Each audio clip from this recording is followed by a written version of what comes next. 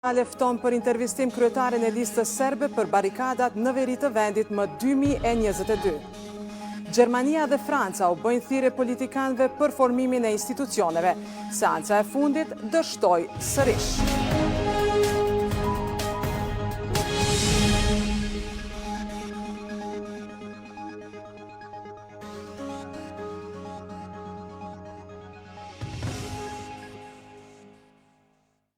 Mirëmbrëma të nderuar shikues të televizionit publik të Kosovës, jeni me edicionin qendror të lajmeve në RTK. Sonte këtë edicion e nisim me një lajm të rëndësishëm në fushën e kulturës. Drejtori i televizionit publik të Kosovës, Rilind Gërvalla, ka njoftuar se Festivali i Këngës i Radio-Televizionit të Kosovës ka hapur garën për këngët pjesëmarrëse për edicionin e tretë të ngjarjes. Në thirrjen e publikuar, fton këngëtar, kompozitor, tekst shkrues nga Kosova, Mali i Zi, Maqedonia e Veriut, Shqipëria dhe diaspora që të bënë pjesë e Fest 3. Krijuesit e veprave muzikore mund t'i dorëzojnë këngët pjesëmarrëse përmes webfaqes zyrtare të RTK-s. Aplikimi do të mbetet i hapur deri më 31 gusht 2025. Bashk organizator të këtij festivali është edhe Ministria e Kulturës. Ndrojmë temë. Presidenti amerikan Donald Trump deklaron se SBA kontrollon tërësisht hapësirën ajrore të Iranit dhe nuk përjashton veprimet të reja kundër programit bërthamor. Deklaratat e tij për udhëheqësin suprem iranian kanë hapur tjetër alarm. Israel is doing very well. Në vazhdën e dramës së tensioneve në lindjen e mesme, presidenti amerikan Donald Trump ka sugjeruar publikisht mundësinë e veprimeve të mëtejshme kundër programit bërthamor të Iranit, ndërsa situata në rajon mbetet jashtëzakonisht e brisht dhe paqëndrueshme. Përmes postimeve në rrjetin e tij social, Trump deklaroi se SBA-t kanë kontroll të plotë dhe të gjithanshëm mbi hapësirën ajrore të Iranit, duke shtuar se durimi ynë po mbaron. Trump publikoi gjithashtu një deklaratë ku përmend drejt për drejt udhëheqësin suprem të Iranit, Ayatollah Ali Khamenei, duke thënë se SBA e din saktësisht ku fshihet dhe se ai është një objektiv i lehtë, por i sigurt tani për tani. Deklaratat vijnë në një moment kur Irani dhe Izraeli janë në ditën e 5 të shkëmbimit të sulmeve të drejt për drejta ushtarake, që kanë tronditur të gjithë rajonin dhe kanë futur edhe një herë botën në frikën e një lufte të hapur. Në këtë klimë edhe zëvendës presidenti amerikan Vance tha se presidenti Trump mund të vendosë të ndërmarrë veprime të tjera për të ndalur përfundimisht pasurimin bërthamor të Iranit, i cili sipas tij ka kaluar nivelet për qëllime civile. Ndërkohë kryeministri britanik Keir Starmer deklaroi se nuk ka parë ndonjë indikacion se SBA do të përfshihet ushtarakisht në konfliktin mes Iranit dhe Izraelit. Megjithse pranoi se largimi i hershëm i Trump nga samiti i G7-s ishte i lidhur drejt për drejt me zhvillimet në lindjen e mesme.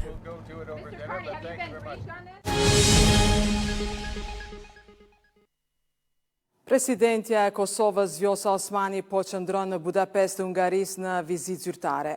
Atje Osmani u prit me nderimet të larta shtetërore nga homologu i saj Tamas Suljok. Të dy pajtuan për të hapur kapitull të rinj në marrëdhëniet mes dy shteteve. Në sheshin Kossuth Lajos të Budapestit me nderimet të larta ushtarake është pritur presidentja e Kosovës Vjosa Osmani nga homologu i saj hungarez Tamas Suljok. Pas ceremonisë zyrtare të pritjes, të dy presidentët zhvilluan takim bilateral në Pallatin Sandor. Presidentja Vjosa Osmani shkroi se potenciali për rritjen e mëtejme të bashkëpunimit Kosovë-Hungari është i madh dhe se Kosova mbetet e përkushtuar për të hapur kapitull të ri në marrëdhëniet me shtetin hungarez. Osmani i ka shprehë mirënjohjen e qytetarëve të Kosovës presidentit Suljok për rolin e Hungarisë në kuadër të KFOR-it, për mbështetjen e dhënë studentëve të Kosovës ndër vite si dhe për iniciativat që kanë ofruar edhe më shumë të dyja vendet. Ndërsa në njoftimin që lëshoi presidenca hungareze u tha se marrëdhëniet ndërmjet Prishtinës e Budapestit bazohen në respekt dhe besim të ndërsjell dhe se siguria e stabiliteti i Kosovës është me rëndësi kyçe për Hungarinë, duke pas parasysh rëndësinë e rajonit të Ballkanit perëndimor. Komunikata thot se Hungaria do të vazhdojë të kontribuojë në misionin paqruajtës të udhëhequr nga NATO, KFOR që synon ruajtjen e paqes dhe stabilitetit në rajon. Suljok bëhet e ditur t'i ketë rikonfirmuar Osmanit mbështetjen për integrimin e Kosovës dhe përkrahje në çdo forum ekzistues. Osmani do të takojë gjithashtu edhe kryetarin e parlamentit të Hungarisë, Laszlo Kövér. Ambasadori Gjermanisë dhe ai Francës kanë kërkuar nga liderët politik të Kosovës që të krijojnë sa më shpejt institucionet, duke shtuar se Kosova po humb shumë. Të ftuar në RTK Prime, ata thanë se duhet kompromis e jo blokada, duke quajtur depresive dhe irrituese këtë që po ndodh. Rode dhe Gyro ripërsëritën se kusht për antarësim në Këshillin e Evropës vazhdon të jetë dërgimi në kushtetuese i draftit të Asociacionit të Komunave me shumicë serbe. Intervistën të plot mund të ndihni nga ora 21 në RTK. Nevoja është kompromisi. Pra, dhe nëse secili thotë që unë kam të drejtë, vetëm unë kam të drejtë, në princip është në rregull kjo gjë, por që në politikë të duhet kompromisi, të duhet zgjidhje. Dhe ju përmendët formimin e qeverisë gjermane pas një procesi të vështirë zgjedhjesh. Për hir të vendit u formua koalicioni goxha shpejt, nuk ishte as pak e lehtë në fakt. Pas përpjekjes së parë të zgjedhjes së kryeministrit, pas 3 orësh e gjatëm zgjidhjen e problemit. Sepse e kam thënë gjithmonë, e themi, mësë pari shteti, pastaj partit politike, dhe ende po presim. Si që keni parë në takimin e fundit ministror, aplikimi as nuk ka qenë rënd të ditës. Besoj që është vlerësimi i përbashkët nga të gjithë që pa dërgimin e atij teksti në gjykat nuk ka ndonjë kuptim që të mbahet votimi. As për Francën, pra jo vetëm për Francën, por që është qëndrim i shumicës, nëse jo të gjitha palëve. Ndërkohë, politikanët kosovar folën për deklarimet e presidentit amerikan Donald Trump të pakontestueshëm e quajtën bashkëpunimin me Shtetet e Bashkuara të Amerikës. Partitë politike nuk patën qëndrime të ndara vetëm për bllokimin e konstituimit, por edhe për deklarimin e presidentit amerikan Donald Trump, kur në postimin e tij të fundit mbi konfliktin mes Izraelit dhe Iranit përmendi ndërmjetësimin dhe rolin e shtetit që drejton në raportet mes Kosovës dhe Serbisë. Për Mimoz Akusari, nga vetëvendosja e SBA mbetet pa kontestueshëm partneri më strategjik, ndërsa reagimet e liderëve partijak mbi qëndrimet e Trumpit i quajti keq përdorim për çështje politike të brendshme. Kjo çfarë po ndodh këtu aktualisht është përgjegjësia e një klase politike të përbashkët dhe të përdoret një deklaratë e presidentit Trump në luftën politike të brendshme më duket paksa absurde. Por kështu nuk mendojnë opozitarët e deritashëm. Për ta vetëvendosje po sillet pa përgjegjshëm duke lënë vendin pa institucione në kohën kur mund të ketë një qasje proaktive të Amerikës për një marrëveshje potenciale mes Kosovës dhe Serbisë. Ka një kërkesë nga SBA për të pasur një qasje më proaktive në raport me marrëveshjen potenciale ndërmjet Kosovës dhe Serbisë, dhe nëse ne nuk i kemi institucione të konsoliduara, kjo gjithsesi që dëmton pozicionin e Kosovës. Pesha specifike e qëndrimit amerikan dhe roli presidentit Trump në procesin e paqes dhe në përmbylljen e shtëndërtimit në Kosovë do të jetë kritik, kështu që do të më bagati. Deklarimin e Trumpit e komentoi edhe deputeti nga radhët e komunitetit serb Nenad Drashić. Normalisht që po ne duhet një ndoshta të them stimulim nga ana të administratës amerikane, por megjithatë ne jemi ata që në fund duhet ta jemi pak më vendosur. Kosova dhe Serbia me 4 shtator të vitit 2020 në shtëpinë e bardhë ishin pajtuar që t'i zbatonin një sër marrëveshjesh të arritura më parë. Kryeministri i Kosovës në atë kohë Avdullah Hoti dhe presidenti i Serbisë Aleksandar Vučić nënshkruan marrëveshjen në prani të presidentit të Shteteve të Bashkuara Donald Trump. Vazhdojmë me lajme të tjera. Gjykata themelore e Prishtinës e ka shpallur fajtor serbin Živojin Nešić për krime lufte kundër popullisë civile, duke dënuar me 15 vjet burgim. Ai është dënuar për dhunim seksual të një gruaje shqiptare gjatë periudhës së luftës në vendin tonë. Zhivoj Nesić që shpallur fajtor për krime lufte ndaj popullatës civile dhe është dënuar me 15 vjet burgim nga gjykata themelore në Prishtinë. Sipas aktgjykimit të shpallur nga gjykatësia Violeta Namani Hajra, Nesić është dënuar për dhunim seksual ndaj një gruaje shqiptare gjatë luftës në Kosovë. Ai e ka kryer këtë krim në bashkëkryerje me pjesëtar të panjohur të forcave serbe. Për shkak të ndjeshmërisë së rastit, seancat e gjykimit ishin të mbyllura për publikun.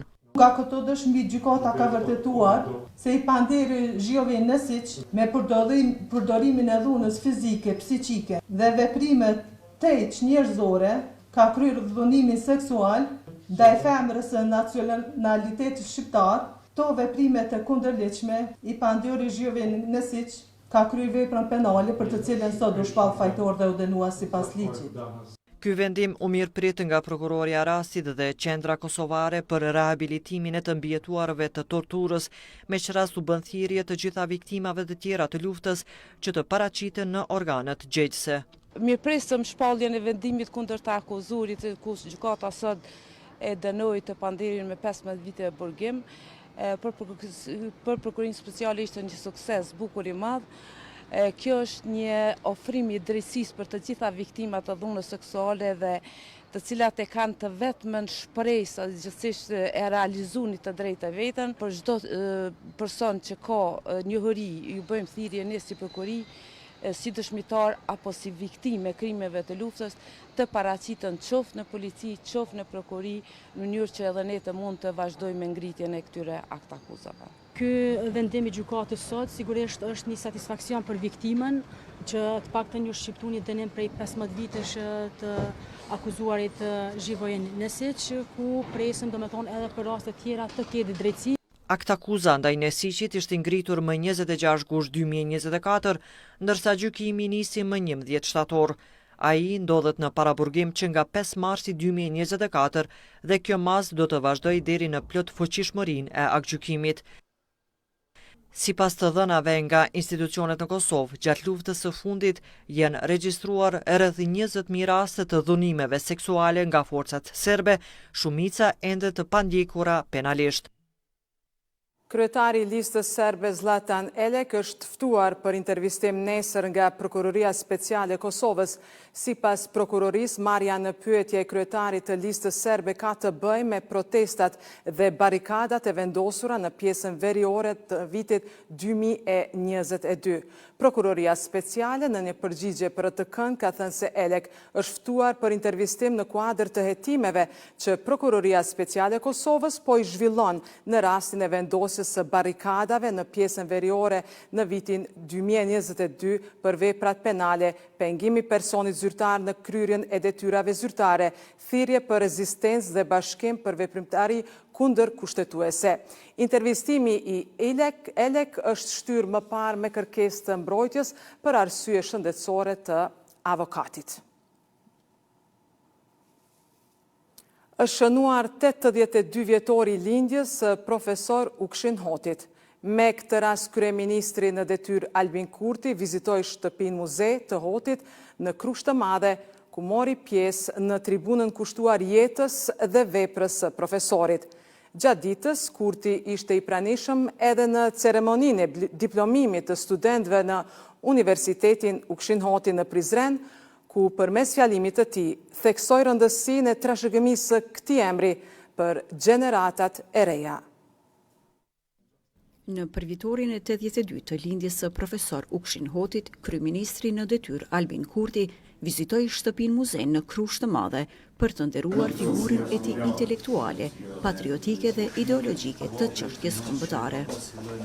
Jemi këtu në Krushtë të Madhe të shtëpia muze për të bërë nderim veprës dhe jetës së profesor Ukshin Hotit Bacësuk, i cili sot me 17 qershor do të kremtonte ditëlindjen, por fati i tij ngelet i pasbardhur pas rrëmbimit që ju bë, pas lirimit nga burgu i Dubravës gjatë bombardimeve të NATO-s. Në ambientet historike të shtëpisë muze u mbajt edhe një tribunë mbi veprën e Ukshin Hotit. Në mendimin e Hotit luan rol dorës parë dhe influenca e geopoliticienëve të kohës tij, pra geopolitika e luftës së totë. Arsimi i tij në Universitetin më të mirat amerikane e ekspozon Hotin me mendimtar antikomunist të kohës. Kjo gjë reflektohet në shkrimet e tij dhe sidomos te lufta e ftohtë dhe detanti. Nëse duhet të japim vlerë Kadarës, vërtet është preteksti që jep Ukshin Hotin për të shkruar këtë testamentin e tij mbi gjendjen politike të mendimit shqiptar. Më pas, kryeministri në detyrë Albin Kurti mori pjesë në ceremoninë e diplomimit të studentëve të Universitetit Ukshin Hoti në Prizren. Në fjalimin e tij, para të diplomuarve theksoi rëndësinë që ka fryma dhe ideali i Ukshin Hotit për gjeneratat e reja, duke i inkurajuar studentët që të ndjekin rrugën e dijes, përkushtimit dhe atë dhe dashurisë. Në jetën e secilit prej nesh, ka njerëz që lënë gjurmë thella. E njëjta gjë vlen edhe për jetën e një kombi apo shteti. Vendi i Ukshin Hotit në historinë e Kosovës është i skalitur në mënyrë të pakthyeshme. Teksa çdo vit në këtë datë kujtojmë e reflektojmë, çdo vit më shumë kuptojmë peshën dhe vlerën e trashëgimisë së Ukshin Hotit. Kjo ceremoni diplomimi është më shumë se një ngjarje festive, është një përkujtim dhe nderim për një emër që jeton me këtë institucion e që quhet Ukshin Hoti. Ai nuk është vetëm emri ynë, është edhe udhërrëfyesi ynë. Një model intelektualit të pandalshëm që nuk bëri kompromis me parimet dhe që besoi se dija është një akt i lartë politik, ndërsa mendimi i lirë është arma më e fuqishme për shtrim. 82 vjetori i lindjes së Ukshin Hotit nuk është thjesht një datë kalendarike, por një kujtesë për vlerat që ai përfaqësoi dijen, guximin dhe përkushtimin për atë dheun. Edhe në orët e mbrëmjes ka pasur aktivitete me rastin e 82 vjetorit të lindjes së patriotit të shquar të çështjes kombëtare intelektualit Ukshin Hoti. Lidhemi tani drejt për drejt me gazetaren ton Nora Gjuzi që është në Krusht të Madhe të Rahovecit. Mirëmbrëma Nora, cilat ishin aktivitetet e tjera që u mbajtën në kuadër të këtij përvjetorit të Ukshin Hotit? Mirëmbrëma Njomza, mirëmbrëma për gjithë shikuesit tanë që tashmë po na ndjekin. Përpas aktiviteteve që i ndoqëm në kronikën e përgatitur të realizuar gjatë ditës sot, edhe në këto orë të mbrëmjes po mbahen aktivitete për nder të 82 vjetorit të lindjes së profesorit Ukshin Hoti. Tashmë është hapur ekspozita kryesisht me fotografi dhe piktura të bëra nga artistë të ndryshëm, piktura këto të realizuara me fotografi të profesorit Ukshin Hoti, ndërsa sonte në orën 20 do të ndahet edhe dekorata e organizuar kjo nga komuna e Rahovecit pra në Krusht të Madhe këtu, ku kësaj radhe do t'i jipet Mojkom Zeqos, i cili pra është post mortum, por që dekoratën do t'a pranoj gruaja e tij, Lido Muja Zeqo. Pra gjithçka tashmë vetë se është gati për të filluar, ekspozita është e hapur në ambientet e shtëpisë muze këtu të profesorit Ukshin Hoti dhe gjithçka është e organizuar në patronatin e komunës së Rahovecit. Kemi gjithashtu dhe mysafir të shumt jo vetëm nga Kosova, por kemi mysafir të ftuar të cilët tashmë janë pjesë e kësaj ngjarje sonte këtu edhe nga Shqipëria. Këto janë informacionet e fundit, këto janë aktivitetet të cilat sot vetë se do të përfundojnë në orën 20 për nder të ditëlindjes së 82 të profesorit Ukshin Hoti. Nora, të faleminderit për të gjitha këto informacione që na i solle nga Krusha e Madhe, të uroj punë të mbar. E ne vazhdojmë me lajmet. Në shënim të 26 vjetorit të çlirimit të komunës së Vushtrisë, u mbajt akademi solemne ku përfaqësues institucional të shoqatave të dala nga lufta dhe qytetarë të shumt nderuan sakrificën e atyre që kontribuan për këtë ditë. Secili prej tyre lindi në Kosovën e lirë. Në 26 vjetorin e çlirimit, nderuan sakrificën e paraardhësve të tyre, faltët të cilëve e gëzojnë lirinë. Kryetari i komunës së Vushtrisë, Ferit Idrizi, në Akademinë Solemne, tha se kjo është dita më e lumtur për të gjithë brezat, në veçanti për brezat e rinj. Për këtë brez që po rritet në Kosovën e lirë dhe të pavarur, për të cilën u derdh shumë gjak, mund, gjirs, sakrificë, për të cilën u mbajtën shumë burgje, në përburgjet sërbe. Kjo ditë daton heret, mundi, djersa, sakrifica dhe lufta e popullit shqiptar për liri dhe pavarësi filloi që kur atëherë filluan të bëhen padrejtësi këtij populli dhe ta coftojnë. Sot qyteti ynë shënon ditën më të rëndësishme festive, atë të çlirimit, e cila në kalendarin e historisë tonë u shkrua me sakrificën dhe me qëndresën me gjakun e bijave dhe bijve më të mirë të kësaj toke. Nuk vi këtu të flasë si një orator që flet bukur e që kërkon duartrokitje, por si një dëshmitar i realitetit në të cilën luftëtari i ushtrisë lirimtare të Kosovës në vend se të trajtohet si nder i shoqërisë, trajtohet si barë për shtetin dhe për shoqërinë. Kryetari Idrizi nderoi me mirënjohje individët dhe organizatat që kanë kontribuar në rrugën për liri dhe pavarësi të Kosovës.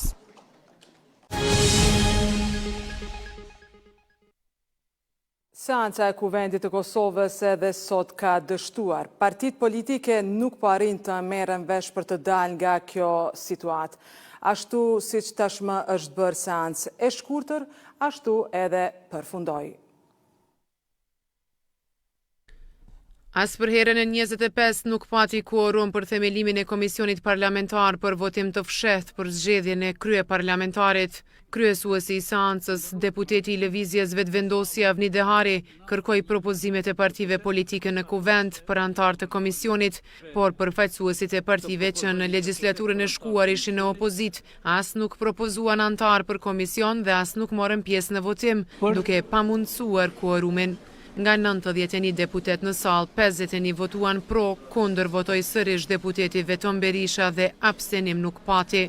Mos marrjen pjesë në votim, deputeti Mimoza Kusari Lila e quajti veprim në kundërshtim me përgjegjësinë që deputetet e kanë marrë përmes votës së qytetarëve. Ne po votojmë për përsëris për 33-ën herë. Në këto 23 herë të fundit jemi duke votuar për procedurë. Nuk jemi të votu për kandidatën për kryetare të kuvendit, jemi duke votu për procedurë. Proces ky i cili nëse nuk ju pëlqen, ose nuk pajtohen, ose mendojnë se është shkelje, mund e kanë mekanizmin e votimit, por atë në kundërshti edhe me aktgjykimin e gjykatës kushtetuese, po vendosin të mos marrin pjesë fare në votim. E sekretarja e Partisë Demokratike Vlora Qitaku akuzoi vetëvendosjen për bllokim dhe papërgjegjësi institucionale. Natyra e relacionit mes Kosovës dhe SBA-ve nuk diktohet vetëm nga kush është në shtëpi të bardhë, por diktohet edhe kush udhëheq me qeverinë e Republikës së Kosovës. E fatkeqësisht, ne kemi në krye të vendit një kryeministër në largim, i cili e ka izoluar Kosovën dhe sot 26 vite pas luftës, aleatët që na ndihmuan të çlirohemi e të ndërtojmë shtetin e kanë sankcionuar. Vazhdimi që shënon episodin e 33 të seancës konstituive të legjislaturës së nëntë u caktua për të enjtë në orën 10. Nuk kemi quorum, shihemi me 19 qershor. Sërish deputetët edhe si herëve të kaluara filluan me kritika akuza kundër njëra tjetrës për mos konstituimin e kuvendit. As pas 33 herë përpjekjeje, kuvendi nuk arriti të konstituohet. Edhe kësaj radhe nuk pati lëvizje të qëndrimeve as zhbllëkim të situatës. Deputeti i PDK-s Abelar Tahiri para seancës tha se duhet të angazhohen maksimalisht të gjitha partitë e tjera që kanë qenë në opozit, që vendit t'i japin një qeveri të re pa përfshirjen e Albin Kurtit dhe TVV-s. Shqyrtimi jonë është me jap vendit një qeveri e cila i sjell një progres, i sjell një përparim. E kryeministës Fatmir Limaj tha se qytetarët duhet t'i ndeshkojnë ata që janë të gatshëm të marrin përgjegjësi. Nëse lejohet kjo seriozitet që çdo 2 muaj me shkurtësi për marrën shembull, shkëria në institucione, populli ta ka dhënë votën, ju nuk keni aftësi për të ulur në marrëveshje politike.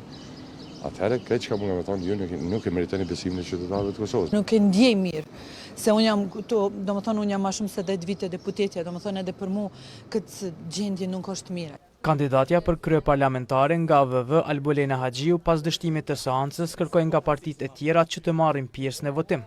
Lëvizja vetëvendosje që nga seanca e 15 prillit ka shpreh vullnetin, kontributin, gatishmërinë për konstituimin e Kuvendit të Republikës Kosovës. Qëndrimi jonë është i qartë, duhet konstituohet kuvendi sa më parë dhe pastaj t'i hapet rruga qeverisë. Ndërsa Lutfi Hazdiri nga LDK vënesat për konstituimin e kuvendit i quajti të dëmshme. Kjo që po ndodh edhe sot, me mos konstituimin e kuvendit, me mos funksionalizimin edhe të qeverisë me legjitimitet të nëntë shkurtit dhe organeve të shtetit, është shumë vonesë e madhe e cila nuk arsetohet, nuk justifikohet, është e dëmshme. Përpjekja 34 për konstituimin e kuvendit pritet të bëhet me 19 qershor. Pas vendimit të Gjykatës Supreme se Komuna e Prishtinës nuk ka të drejtë inkasoj qytetarët për faturat e mbeturinave dhe kjo i takon pastrimit, Komuna ka rritur marrëveshje me këtë kompani. Vendimin e Gjykatës Supreme, Komuna do ta zbatojë në tërësi, ndërkaq edhe mjetet e inkasuara nga janari deri në muajin maj do t'i kthejë në xhirolllogaritë e pastrimit. Kryeshefi i pastrimit e ka vlerësuar grevën e punëtorëve të pastrimit që për 27 ditë qëndruan para komunës. Pas 27 ditëve, punëtorët e KRM pastrimit e ndalen greven.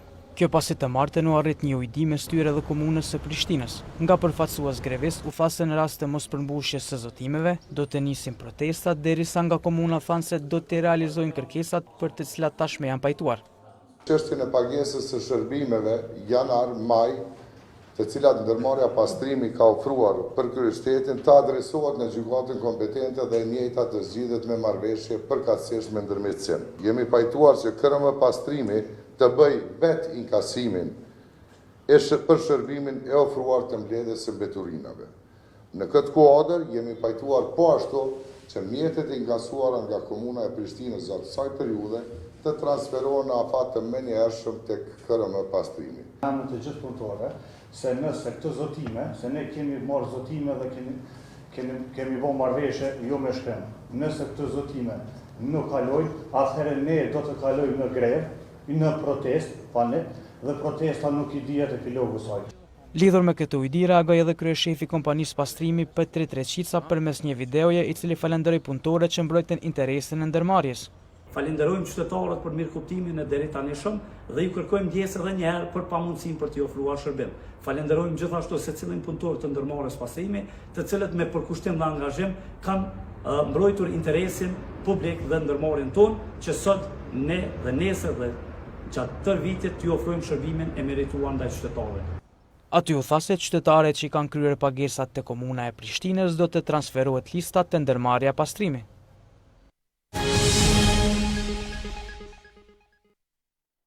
Banorët e lagjës Mati 1 në Prishtinë gjatë fundjavës protestuan për shkak të mungesës së furnizimit të rregullt me ujë të pishëm.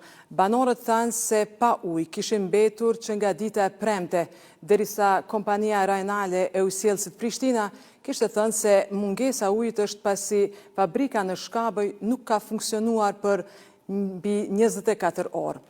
Ndërsa sot furnizimi me ujë kishte filluar që në orën 5 të mëngjesit.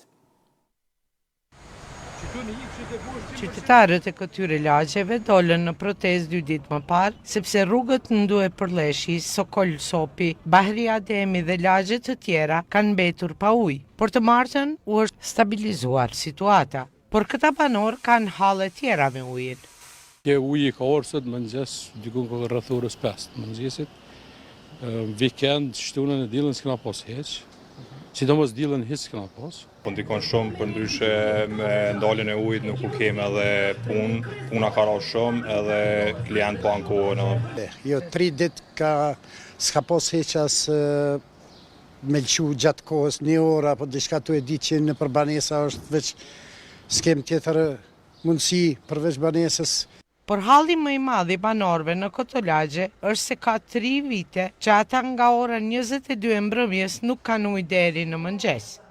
Na e kemi për çdo ditë për 10 të mbrëmjes gjatë sezonës të verës neve na nalet ujë. Që ato kemi hall më të madh.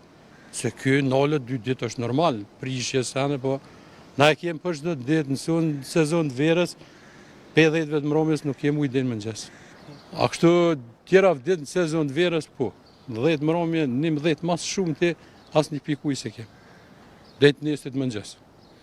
Këta për dhonë arsyën që jo do pumpa, jo do shpëdi. Ta mundu me shpërdzu, me asë 11 është rrujma me të lirë. S'kem ujë. Për orës 10 dhe në mëngjes nuk ka ujë, kjo nuk djetë arsyja pse, kështu që besoj që duhet më na informu ujësjellësi për rreth kësaj çështje, se po nalet ujë kështu. 2 vetë është kjo që këta neve në ora 5-6 në nalin, dhe në 5-6 mëngjesit nuk e lëshojnë. Edhe si duket këtu tek ujësjellësi këtu është te Rugova, këtu te Vorri Rugovës është një aj atje i donë, ka atëfar timonin, kuna me alqu, kuna me s'me alqu ujën. Do më thonë, kur ka reduktime, atë na ka gjithë. Veç 3 vetë, une që di, këtu kemë reduktime të ujë, s'kem ujë. Herëve tjera, shpërndarja ujit për pije është bërë me autobote, por këtë herë nuk ka ndodhur. Të nderuar shikues, për të mos humbur asgjë nga lajmet më të fundit, na ndiqni dhe pëlqeni edhe në rrjetet sociale, aty ku informacioni vjen shpejt dhe sakt. Dhe mos harroni, jemi gjithmonë live në rtklive.com. Ju falenderojmë për vëmendjen, mirupafshim.